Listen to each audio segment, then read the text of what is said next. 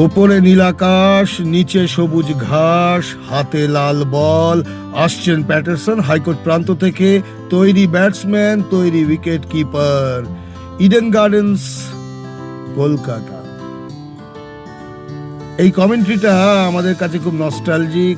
শীতের কনকনে ঠান্ডায় সকাল সকাল শুরু হতো টেস্ট ম্যাচ, আমরা ছোটবেলায় দেখতে যেতাম।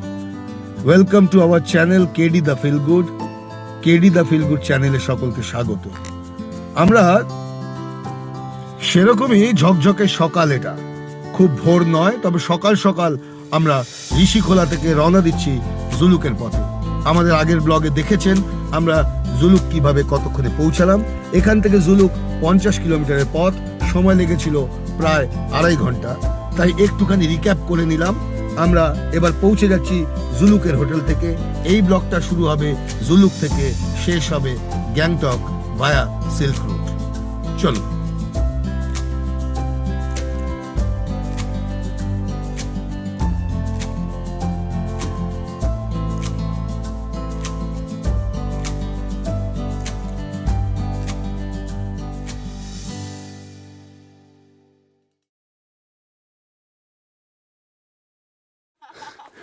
এখানে ফোনের কোনো টাওয়ার নেই। আমরা চললাম একটু জুলুকে হাঁটতে।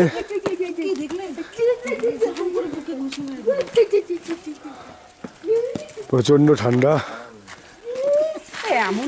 নিঃশ্বাসও ভারী।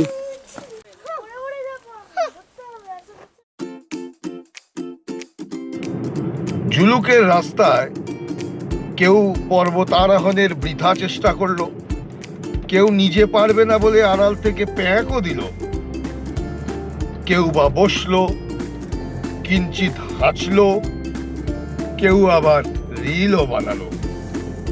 পর্যাপ্ত পরিমাণে পেঁয়াজির পর আবিষ্কার করলাম যে না, বেশ কয়েক জোড়া চোখ আমাদের ওপর অসন্তুষ্ট। না বাবা, তার চেয়ে হোটেল ফেরা যাক।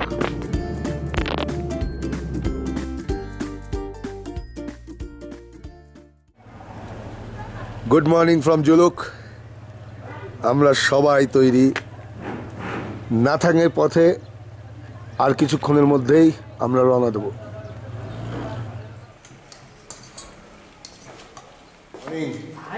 Good morning. Good morning, good morning. Good morning. সকাল 8টা, গাড়ি তৈরি, লাগেজ গাড়ির মাথায় উঠে গিয়েছে, সবাই তৈরি। অন্তরা ম্যাডাম শুটিং করে এলেন। এইবারে নাথাংয়ের উদ্দেশ্যে সবাই রওনা দেবো।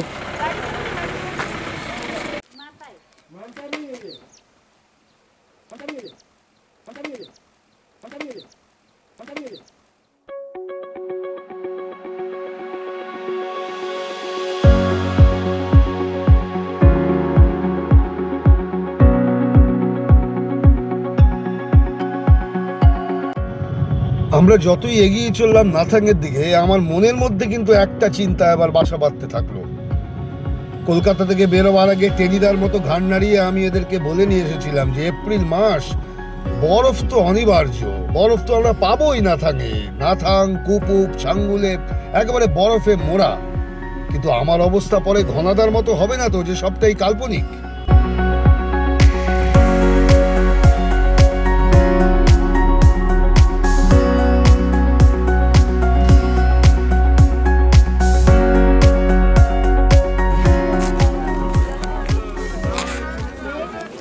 পুরো সিল্ক রুটের ভিশন নিতে আমরা একটা জায়গায় দাঁড়ালাম।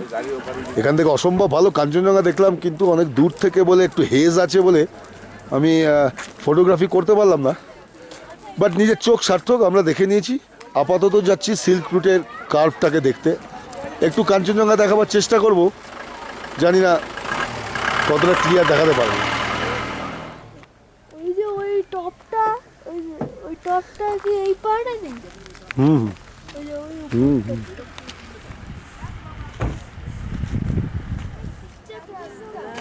এই আমার বহু প্রতীক্ষিত সেই রুট, যাকে আমরা সিল্ক রুট বলে জানি।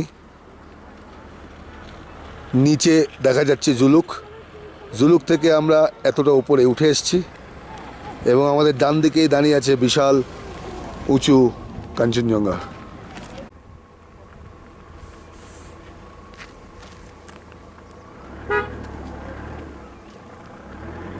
আবার আমরা চললাম নাথাংয়ের দিকে। মাঝখানের এই হলটা খুব দরকার ছিল, বহু প্রতীক্ষিত সেই সিল্ক রুটটা দেখতে পেলাম, ক্যামেরা বন্দি করলাম। এবার বরফের উদ্দেশ্যে।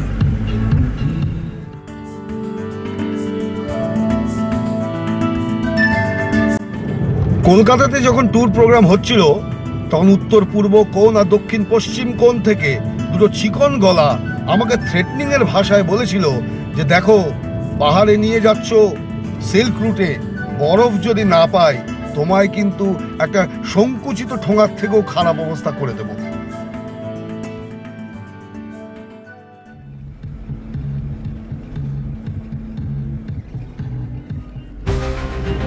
হ্যাঁ হ্যাঁ, ওই তো, হ্যাঁ বরফই তো, হ্যাঁ সত্যি তো বরফ, রাস্তার দুধারে বরফ, অল্প অল্প হলেও তো বরফ। হ্যাঁ একটু হলেও তো ধরতে পারবে। না না না না, আমার ঠোঙার মতো অবস্থা হবে না, বরফ কিন্তু আছে।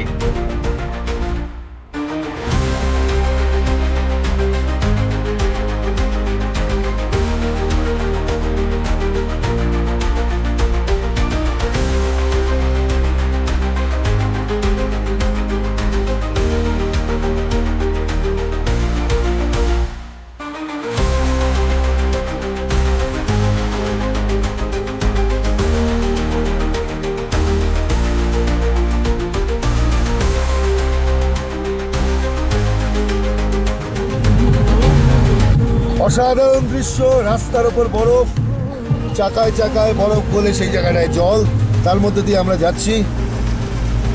অসাধারণ।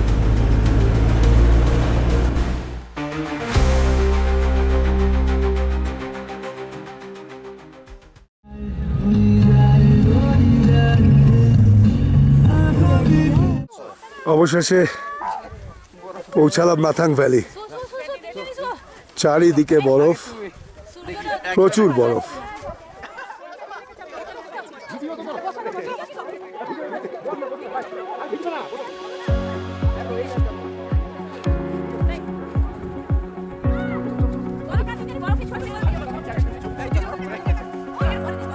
Hurry all!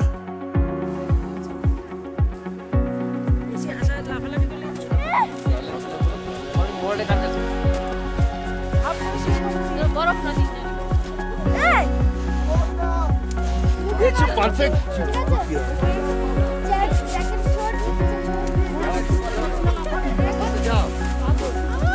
পিছন দিকে আমাদের দিকে মুখ করো।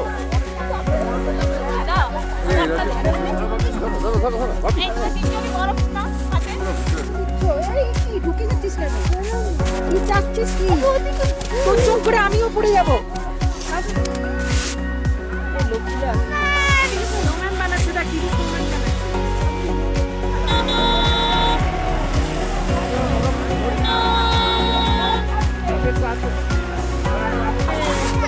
You guys enjoying? Enjoying? Yeah! Papa? Hey, Papa!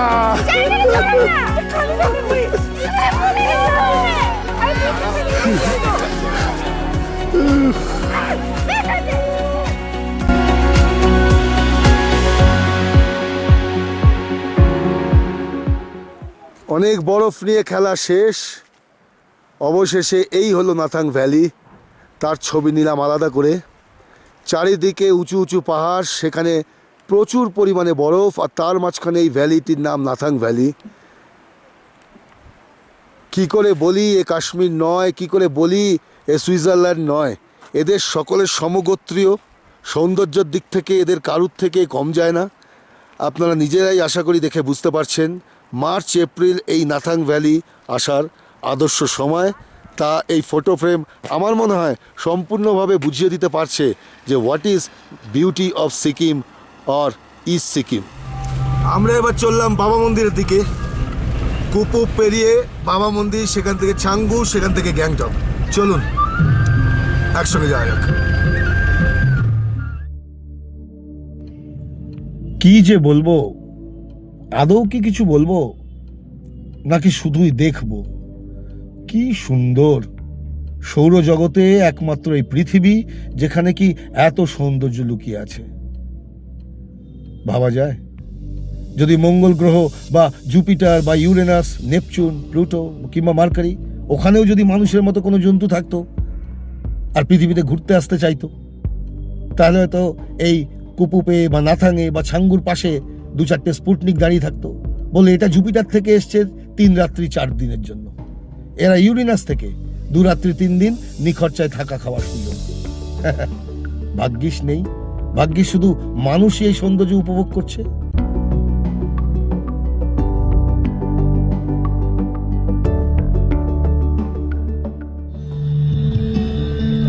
আমরা এসে পৌঁছে গেলাম ওল্ড বাবা মন্দির। এখানে একটু ফ্রেশ হব, রিফ্রেশমেন্ট এর জন্য দাঁড়ানো। আপনারা চলুন।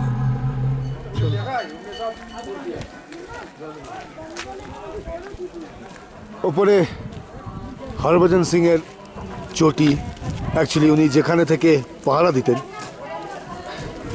সেটা এখন ওনার স্মৃতিতে হরভজন সিং এর মন্দির। লোকজন এখানে আসে, ওনার সেনা ছাউনিটা ভিজিট করে, ওনার জামা কাপড় ওখানে রাখা আছে, উনি যেই খাটে শুতেন সেসব রাখা আছে।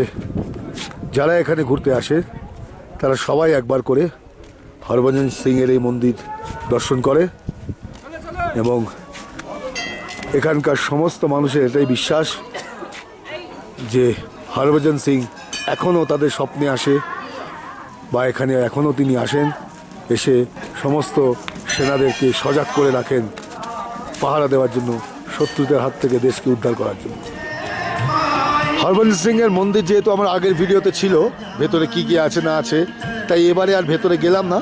এখান থেকে আমরা বেরিয়ে যাচ্ছি, আস্তে আস্তে মেঘলা করে আসছে। এখান থেকে এখন যেমন নিউ বাবা মন্দির, সেখান থেকে ছাঙ্গু লেক। চলুন।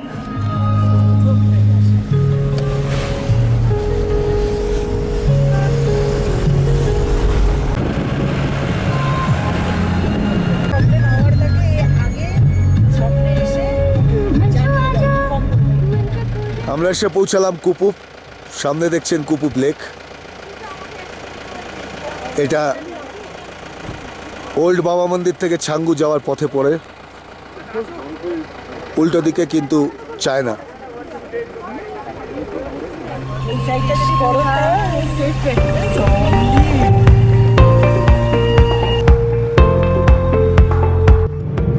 দু চোখ ভরে দেখছি, বুক ভরে নিঃশ্বাস নিচ্ছি। বিজ্ঞান বলে উচ্চতা যত বাড়ে অক্সিজেন তত কমে, কিন্তু এই অপার্থিব সৌন্দর্যে মাথা, মন, প্রাণ যে একেবারে পিওর এয়ারের ঠাসা, শুদ্ধ বাতাসের ঠাসা। কোথায় শর্টেজ অফ অক্সিজেন?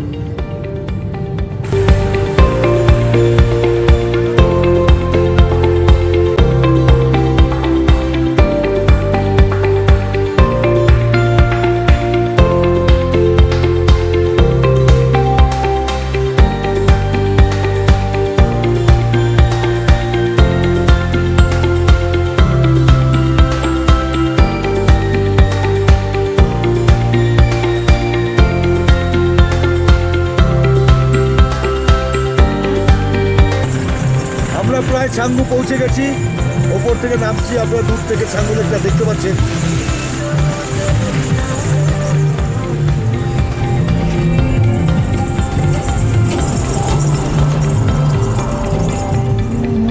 আমরা এসে পৌঁছে গেছি ছাঙ্গু।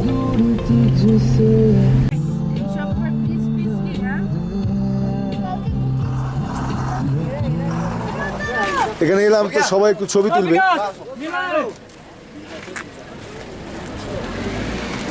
বাবা যাও।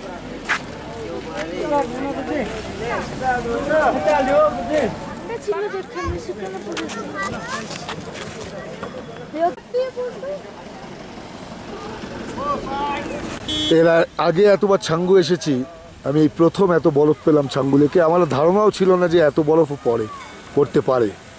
জানুয়ারি ফেব্রুয়ারিতেই ভেবেছিলাম পরে, কিন্তু এপ্রিল মাসে এত বরফ পাবো আমি সত্যিই ভাবিনি।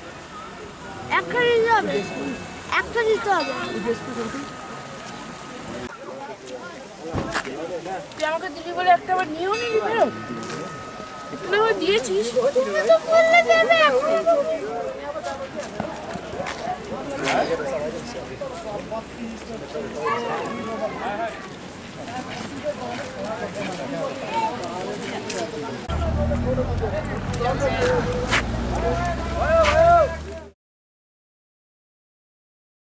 Good evening.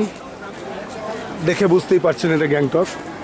সরি, আমি ছাঙ্গুতে অল্প একটু শ্যুট করার পরেই ব্যাটারিটা অফ হয়ে যায়, তাই ছাঙ্গুর বাকিটা ফেরার রাস্তাটা আর ভিডিও করা গেল না।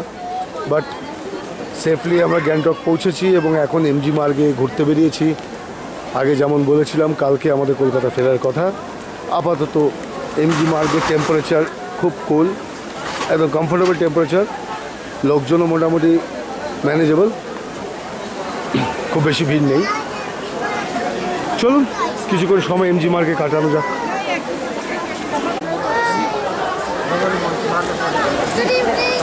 Good evening.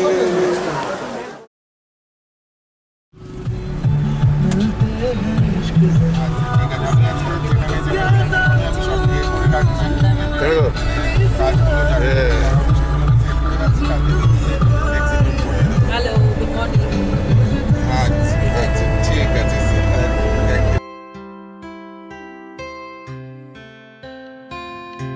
যুগ যুগ ধরে কত মানুষ কতবার পাহাড়ে আসে, আবার ফিরেও যায়। আমরাও এসেছি, আবার ফিরেও যাচ্ছি।